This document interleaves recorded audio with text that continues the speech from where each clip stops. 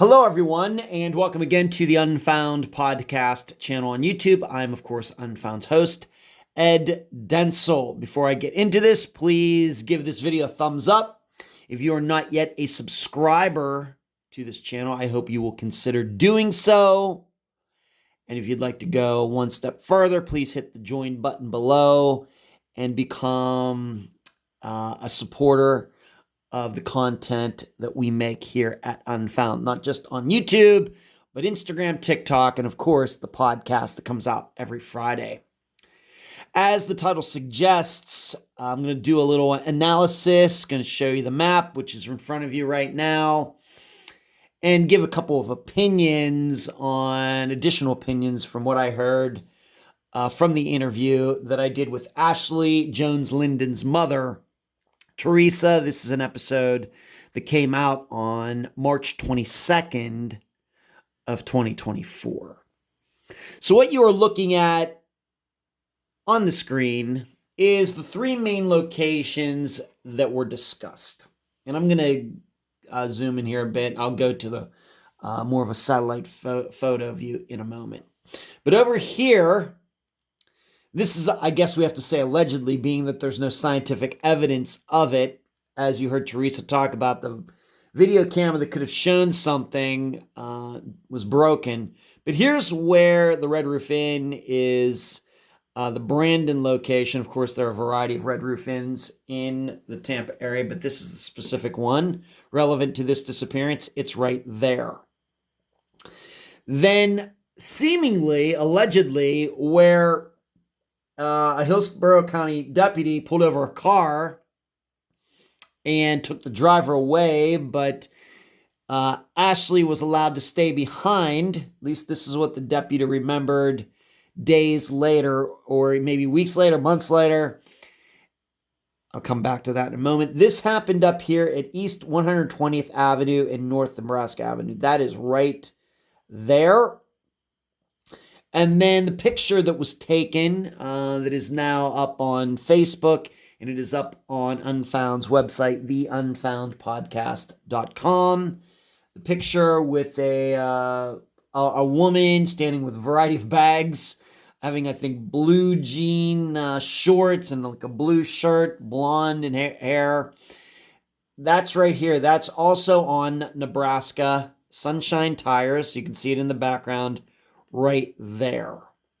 Now, what's interesting, the reason this is all important, at least these last two locations, is because East 120th Avenue, North Nebraska Avenue, and Sunshine Tires, they're less than 2 miles distance from each other. And seemingly, and of course, you know me, I want to see the paperwork on such things. It's very easy to believe and just take somebody's word on something that this pullover of this car where Ashley was in it happened on the same day that this picture was taken. For the record, I don't have any doubt in the world that that photo was taken on November 17th of 2022. I'm not doubting that. But we really have to question. I'm not saying there's reason to doubt it, but there's no paperwork that's been seen yet to say, yes, there was a car that was pulled over on exactly the same date, November 17th, 2022. And the driver, I think he was a man, was escorted away for whatever reason. And the woman in the car was Ashley, and the car was impounded or something. And she was expected to just find her way home or do whatever. Certainly, if that is true, then it greatly, greatly, greatly makes it more likely that this woman whose picture was taken at Sunshine Tires was Ashley. I don't think it's crazy to think that she could have walked 2 miles south for whatever reason. The problem is we just haven't seen that paperwork yet. Teresa has gotten some paperwork, but she's just in the process now of getting the paperwork from that pullover, and it might take a little time. It's still unclear to me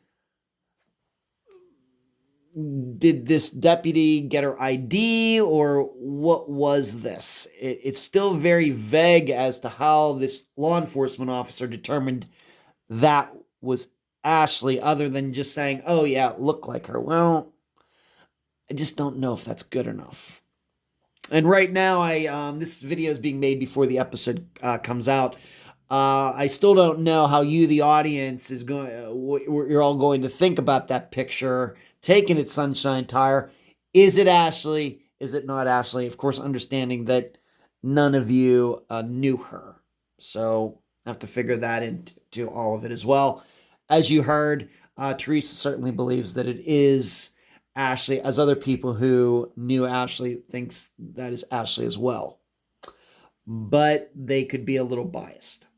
Now, on the other hand, if we want to go in a different direction with this disappearance and say, well, did something actually happen at the Red Roof Inn? Was Scott lying? Did something happen there? You know, it's right near this intersection. Let me zoom in here. Is it possible that Ashley ran off and something happened in the surrounding community? I guess looking at it, we can't necessarily rule it out, except to say that there are a few. Of course, you fly over this part of Florida, it looks like a bunch of potholes with water in them. So many little lakes like there are, like you see up here in the top right-hand corner. A lot of little lakes like that. So is it possible she ended up in one of them? Sure. But I also think that her body would have been found by now. You know, I know this is only a year and a half ago, but still, that's more than enough time. It's not like she drove a car into one of these lakes or something. So could she have run off here and something happened? Sure. The problem, I think, is that if we really want to get suspicious about all of this and really question what is true and what is not, is there really any proof that Scott and Ashley were even at this Red Roof Inn that night? I think we have to be very open to that. If we are to believe that Scott did something, then he has no reason to tell the truth about where they were or anything. So, but that's where it is. You can see the surrounding community. It's right there near 75, which is a major highway in Florida. In fact, it goes the whole way up, to the top of Florida. And this other highway, somewhat busy highway, but nobody reported seeing her around there.